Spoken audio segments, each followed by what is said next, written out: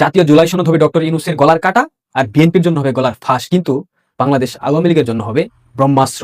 আমার এই কথাটা আপনারা খুব শীঘ্রই প্রমাণ পাবেন। একটা অশ্লীল ভাষা ব্যবহার করি, বিএনপির রাজনীতি বাংলাদেশ থেকে চুদলিংপং। এদিকে আবার তিন দিক থেকে ফেসে গেলেন ডক্টর মোহাম্মদ ইউনূস। হঠাৎ করেই চূড়ান্তভাবে বিদায় নিতে চলেছে সরকার। কঠিনভাবে বিপদে পড়েছে ডক্টর ইউনূস। ভারত এবং আমেরিকার মধ্যে গতকাল একটি প্রতিরক্ষা সহযোগিতা চুক্তি স্বাক্ষরিত হয়েছে। শেষ পর্যন্ত বাংলাদেশের বিষয়টি ভারতের হাতে ছেড়ে দিয়েও ভারতের সাথে চুক্তি করার জন্য আমেরিকা রাজি হলো। এই চুক্তির ফলে বাংলাদেশে কি হতে পারে? এখন এই মুহূর্তে ডক্টর মোহাম্মদ ইউনূস এবং তার উপদেষ্টা পরিষদ এবং সমন্বয়কারী যারা আছে তাদের কি হতে পারে? এদের কিছু অংশ পালিয়ে যাবে সেফ এক্সিট নিয়ে, বাট যারা পালাতে পারবে না। কোনো কারণে কি আওয়ামী লীগের সঙ্গে এনসিপির একটা সমঝোতা হতে চলেছে? জাতীয় নির্বাচন নাকি গণভোট? শুভঙ্করের ফাঁকি বনাম মেটিকুলাস প্ল্যান নিয়ে আপনাদের একটা ব্যাখ্যা শোনাই। বর্তমান সময়ে বাংলাদেশের সব থেকে আলোচিত বিষয় হলো আগে জাতীয় নির্বাচন হবে নাকি আগে গণভোট। কেউ কেউ আগে জাতীয় নির্বাচন পরে গণভোটের প্রস্তাব করছেন, আবার কেউ কেউ জাতীয় নির্বাচন এবং গণভোট একই সাথে একই দিনে আয়োজন করার মতামত ব্যক্ত করেছেন। জামায়াত, এনসিপি এবং তাদের অনুগত কিছু কিছু রাজনৈতিক সংগঠন সংস্কার না হওয়া পর্যন্ত কোনো নির্বাচনের দিকে যাবে না, স্পষ্ট তারা জানিয়ে দিয়েছে। পাশাপাশি একটা হুঁশিয়ারি বার্তাও তারা দিয়ে রেখেছে। এই পরিস্থিতিতে জাতি কিন্তু দ্বিধা বিভক্তের মধ্যে পড়ে গেছে। জাতীয় নির্বাচন নাকি গণভোট নাকি সংস্কার, একটা দ্বন্দ্বের মধ্যে পড়ে গেছে পুরো বাঙালি জাতি।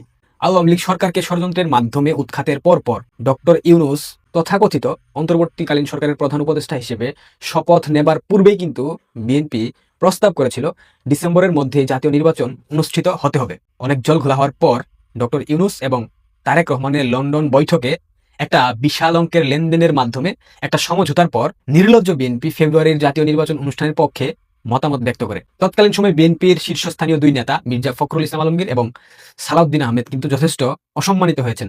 যদিও তাদের সম্মান নেই, বিএনপি ভেবে নিয়েছে দুদিন আগে কিংবা পরে হোক তারা ক্ষমতায় যাচ্ছে, এটা মোটামুটি নিশ্চিত। জাতীয় নির্বাচনের আলোচনা চলতে চলতে এর সাথে গণভোটের প্রস্তাবনা শুরু হতে থাকে। জাতীয় নির্বাচন হলে হোক, কিন্তু হঠাৎ করে গণভোটের প্রস্তাবনা কেন আসলো কিংবা কারাই প্রস্তাবনা দিল? প্রচলিত সংবিধান অনুসারে এখন যে তথাকথিত অন্তর্বর্তীকালীন সরকার দেশ পরিচালনা করছে তার কোনো প্রকার আইনানুগ বৈধতা নাই, না আছে কোনো প্রকার সাংবিধানিক বৈধতা, অর্থাৎ এই সরকার পুরোপুরি দেউলিয়া এবং অবৈধ।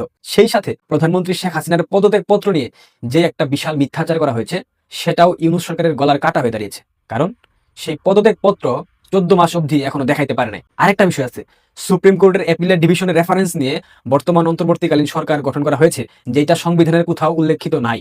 সেই যে সুপারিশ, যেই রেফারেন্স, এইটার লিখিত কোনো দলিল আজ পর্যন্ত কেউ দেখাতে পারে নাই।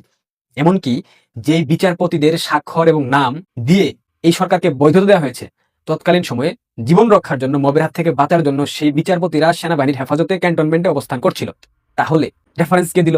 এই স্বাক্ষর বা কারা দিল? সুপ্রিম কোর্টের যে রেফারেন্স নিয়ে সরকার গঠন করা হয়েছে, এইটা নিয়েও একটা বিশাল সন্দেহ দানা বেঁধেছে সব জায়গায়। শেখ হাসিনার পদত্যাগ এবং সুপ্রিম কোর্টের সুপারিশ, এই দুইটি বিষয়ে মিথ্যার আশ্রয় নেওয়ায় প্রচলিত সংবিধান অনুসারে ডক্টর ইউনূসের সামনে রাষ্ট্রদ্রোহিতার অভিযোগে ফাঁসির দড়ি হাত ছানি দিয়ে ডাকছে। এখান থেকে পরিত্রাণের উপায় কি? এই যে বিষয়গুলো ঘটেছে, এখান থেকে তো ডক্টর ইউনূসকে বাঁচার জন্য একটা ফোন দিয়ে আসতে হবে। এটার একমাত্র উপায় সংবিধান বাতিল করা। সংবিধান বাতিল করার আরো একটি অন্যতম কারণ হচ্ছে জুলাই ষড়যন্ত্রে জড়িত সকলকে তাদের অপরাধ থেকে দায় মুক্তি দেওয়া। যেমনটা ইন্ডেমনিটি অধ্যাদেশ দেওয়া হয়েছে, পুলিশ হত্যার বিচার হবে না। আজ কিংবা কাল বা পরশু প্রচলিত সংবিধান বাতিল না করলে এই সংবিধানের ধারায় প্রত্যেকে অভিযুক্ত হবে, এবং 5 আগস্টের আগে ও পরে তারা যতগুলা মানুষ হত্যা করেছে, সরকারি স্থাপনায় অগ্নিসংযোগ করেছে, ধ্বংস করেছে, লুটপাট করেছে, গণভবন দখল করেছে, গণভবন লুটপাট করেছে, সর্বোপরি রাষ্ট্রের বিরুদ্ধে ষড়যন্ত্রে যারা লিপ্ত ছিল, তারা একদিন না একদিন এই সংবিধানের ধারায় অভিযুক্ত হবেই। পৃথিবীর কোনো শক্তি এদেরকে রক্ষা করতে পারবে না।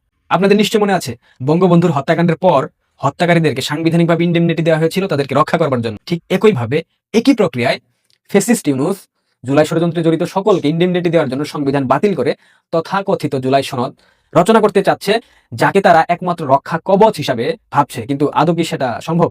জুলাই সনদ কি তাদের রক্ষা করতে পারবে? আমার মনে হয় না। মার্কিন পাপেট, মার্কিন নাগরিক অধ্যাপক আলী রিয়াজ সংস্কার কমিশনের যে প্রধান, এই সংস্কার কমিশনের চেয়ারম্যান তাকে বানিয়ে তার নেতৃত্বে সংবিধান সংস্কার, জুলাই সনদ রচনার যে দায়িত্বভার দেওয়া হয়েছিল, যেই কমিশন সংবিধান সংস্কার ও জুলাই সনদ বাস্তবায়নে 166টি প্রস্তাব জমা দিয়েছে, এর মধ্যে 48টি প্রস্তাব গৃহীত হওয়ার একটা সিদ্ধান্ত এসেছে।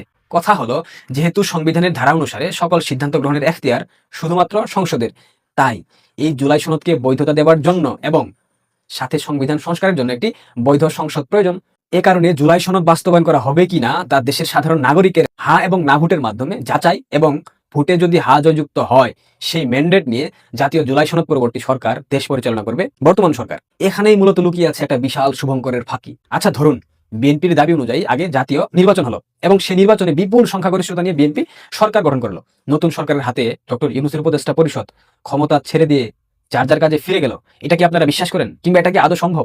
জাতীয় নির্বাচনে আওয়ামী লীগ অংশগ্রহণ করার সুযোগ না পেলে কিংবা অংশগ্রহণ করতে না দেওয়া হলে যে দলগুলো নির্বাচনে প্রতিদ্বন্দ্বিতা করবে তার মধ্যে বিএনপি ছাড়া বাকি দলগুলো মোট কত আসন পেতে পারে? আপনাদের কি ধারণা? এখন পর্যন্ত দেশের যে রাজনৈতিক অবস্থা বিরাজ করছে তাতে জামাত 20টার মতো আসন পেলেও পেতে পারে। এনসিপি ডক্টর ইউনূসের সরকারের সকল রাষ্ট্রীয় সুযোগ সুবিধা পাওয়া সত্ত্বেও 10টা আসন তারা পারবে জিততে? আমার মনে হয় না।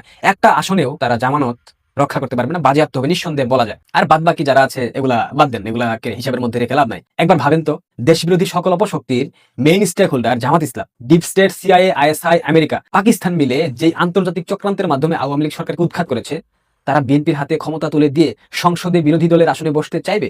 কখনোই না, কারণ তারা অন্যতম স্টেক হোল্ডার জুলাই আন্দোলনের। বিএনপি কেন জাতীয় নির্বাচনের আগে গণভোট চায় না? জামাত এনসিপি কেন জাতীয় নির্বাচনের আগে গণভোট চাইছে?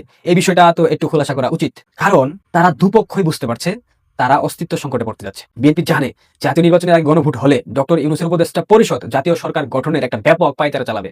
আর ডক্টর ইউনূস যদি একবার জাতীয় সরকার গঠন করার সুযোগ পায়, বিশ্বাস করেন সব থেকে বড় এবং বৃহৎ খড়কটা নেমে আসবে বিএনপির উপর। বিএনপি এটা বুঝতে পেরেছে ডক্টর ইউনূস তার ক্ষমতাকে আরো দীর্ঘায়িত করতে জাতীয় সরকার গঠন করতে চায়। তাই বিএনপি চাইছে যে কোনো মূল্যে জাতীয় নির্বাচনের আগে গণভোট যেভাবেই হোক রুখে দিতে হবে। অন্যদিকে জামাত এনসিপি জাতীয় নির্বাচনের আগে অর্থাৎ নভেম্বরে গণভোটের প্রস্তাব করেছে, কারণ তারা কোনোভাবেই কোনো অবস্থাতেই জাতীয় নির্বাচনের মাধ্যমে বিএনপির হাতে ক্ষমতা হস্তান্তর করবে না, কারণ তারা নির্বাচন ব্যতীত সর্বোচ্চ ক্ষমতা ভোগবিলাসিতা করতেছে। এই পুরো খেলাটা ভাবতে পারেন জামাতের না, এই পুরো খেলাটা ডিপ স্টেট অর্থাৎ স্বয়ং ইউনূসের। কিন্তু তার হয়ে জাতীয় নির্বাচন বাতিল এবং তা কমপক্ষে আরো কয়েক বছর পিছিয়ে নেওয়ার যে মেটিকুলাস প্ল্যানের অংশ হিসেবে জাতীয় নির্বাচনের আগে গণভোটের গো ধরে স্বয়ং ডক্টর ইউনূসকে হুমকি ধামকি দিচ্ছে জামাত এনসিপি।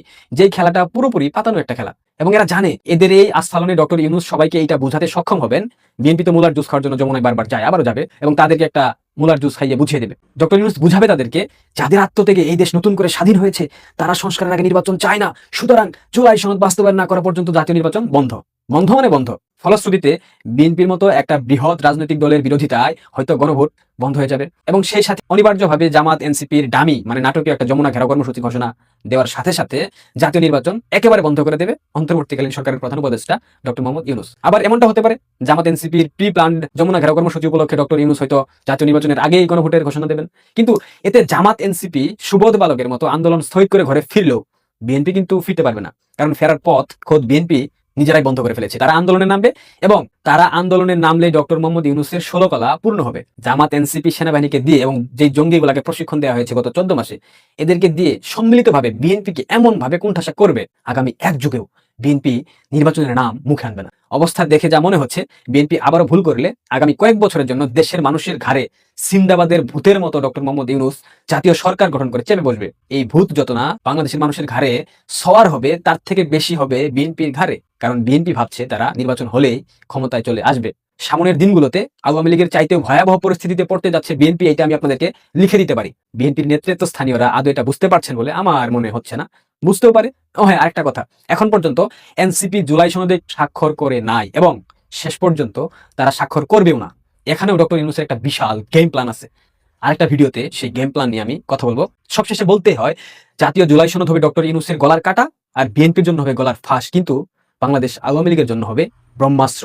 আমার এই কথাটা আপনারা খুব শীঘ্রই প্রমাণ পাবেন। একটা অশ্লীল ভাষা ব্যবহার করি, বিএনপির রাজনীতি বাংলাদেশ থেকে চুদলিংপং।